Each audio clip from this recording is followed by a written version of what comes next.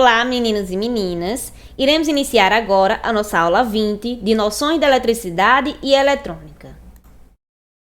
Na aula passada, nós iniciamos o nosso estudo através da aritmética hexadecimal, onde foram feitas operações de adição e subtração com números em hexadecimais. Hoje iremos iniciar o nosso estudo através dos circuitos lógicos sequenciais, porque o que nós vimos até agora eram circuitos lógicos que são considerados circuitos combinacionais, que são circuitos que não possuem memória. A maioria dos sistemas digitais é constituída de circuitos combinacionais e de elemento de memória. Então aqui nós temos uma figura que mostra um diagrama em blocos de um sistema digital geral que reúne portas lógicas combinacionais com dispositivos de memória. Então aqui, como vocês podem perceber, nós temos as portas lógicas combinacionais com suas entradas externas, saídas combinacionais e os elementos de memória com as saídas de memória. O elemento mais importante é o flip-flop, que é implementado a partir de portas lógicas. Então, embora uma porta lógica por si só não tenha capacidade de armazenamento, algumas delas podem ser conectadas entre si de tal forma que permita o armazenamento de informações. Algumas formas diferentes de arranjo de portas são usadas para produzir flip-flops ou FFs. Então, aqui nós temos uma representação do símbolo genérico de um flip-flop, onde nós temos as entradas, as saídas Q e Q barrado. A saída Q é uma saída normal e a Q barrada é uma saída invertida. Certo? Então, aqui nós temos os estados de saída, que temos o chamado estado alto ou 1, que também pode ser chamado de estado 7, que é quando o Q é igual a 1 e a saída Q barrado é igual a 0. Nós temos também o estado de saída chamado de baixo ou 0, que também pode ser chamado de clear ou reset, que é quando o Q é igual a 0 e o Q barrado é igual a 1. Mas o que seria realmente um circuito lógico sequencial? São diferentes dos circuitos combinacionais porque eles têm memória, certo? Ou seja, a saída do sistema depende não só do estado atual de entrada, mas de estados anteriores. LED com porta NAND. O circuito de um flip-flop mais simples pode ser construído a partir de duas portas NAND ou duas portas NOR. A versão com porta NAND é denominada LED com porta NAND ou simplesmente LED, como nós temos aqui nesta imagem, certo?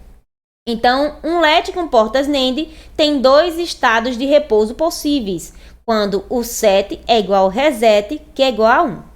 O set seria este daqui e o reset seria este daqui. E como vocês já sabem o que são portas lógicas, aqui nós temos duas portas NAND, porta NAND 1 e porta NAND 2.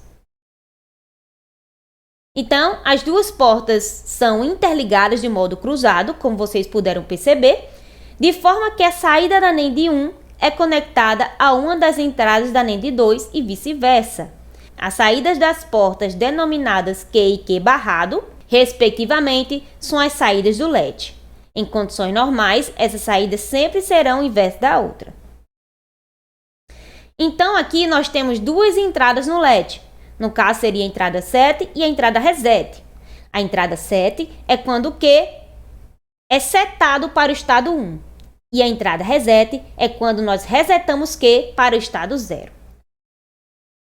Então, as entradas 7 e reset são normalmente em repouso no estado alto, e uma delas é pulsada em nível baixo sempre que se deseja alterar as saídas do LED. Setando o LED. Vamos analisar agora o que acontece quando a entrada 7 é momentaneamente pulsada em nível baixo, enquanto a entrada reset é mantida em nível alto. A figura aqui, nós vamos ver o que acontece quando Q é igual a 0, antes da ocorrência do pulso, certo? Então, como a entrada 7 é pulsada em nível baixo, no caso a entrada 7 seria essa daqui, no instante T0, Q irá para nível alto, e esse nível alto forçará Q barrado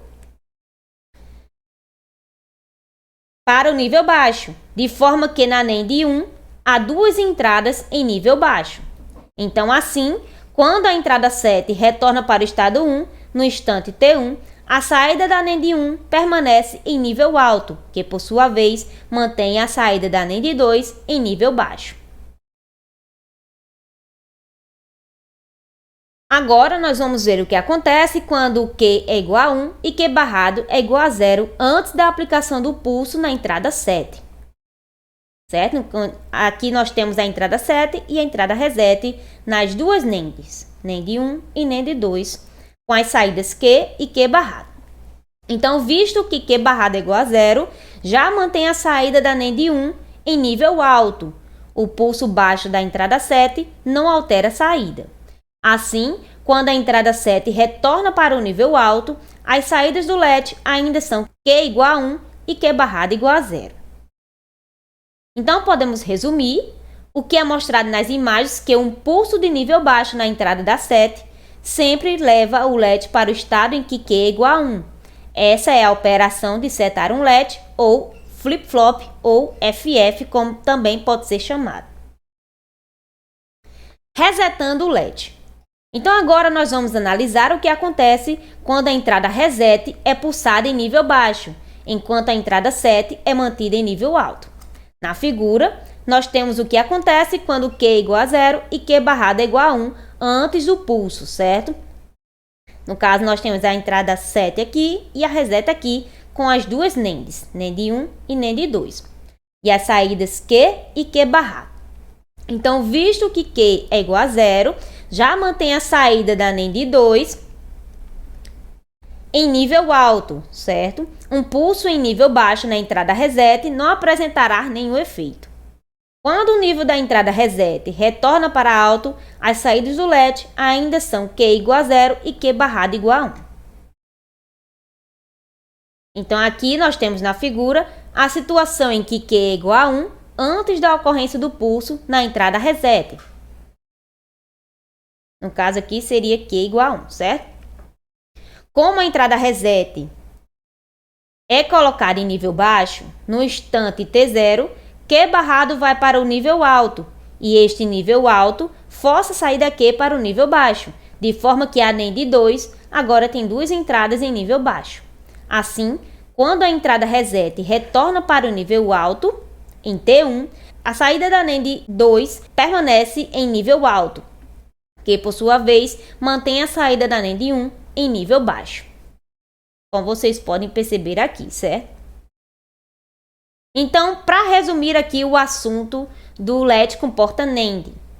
Quando o set for igual a reset, que também for 1, essa condição é estado normal de repouso e não tem nenhum efeito sobre o estado da saída. As saídas Q e Q barrado permanecem nos mesmos estados que estavam antes da condição de entrada. Mas se set for 0 e reset for 1, essa condição faz a saída ir para o estado em que Q é igual a 1, em que permanecerá, mesmo que a entrada 7 retorne para o nível alto. Essa operação é a operação de setar o LED. Quando set for 1 e reset for 0, essa condição gera um estado de saída em que Q é igual a 0, no qual permanece mesmo após a entrada reset retornar para o nível alto. Então, aqui nós vamos ter a operação de limpar ou resetar o LED. E aqui nós temos uma ilustração de uma representação alternativa, certo? Que é uma representação equivalente de um LED NAND e o símbolo simplificado, que seria esse aqui, certo? E o que nós aprendemos hoje? Nós iniciamos o nosso estudo com os circuitos lógicos sequenciais, onde aprendemos o que é esse tipo de circuito, porque até esta aula nós só tínhamos visto circuitos combinacionais. Hoje iniciamos pelos sequenciais, onde aprendemos o LED com porta NAND. Aqui nós temos as referências, por hoje é só e até a próxima aula.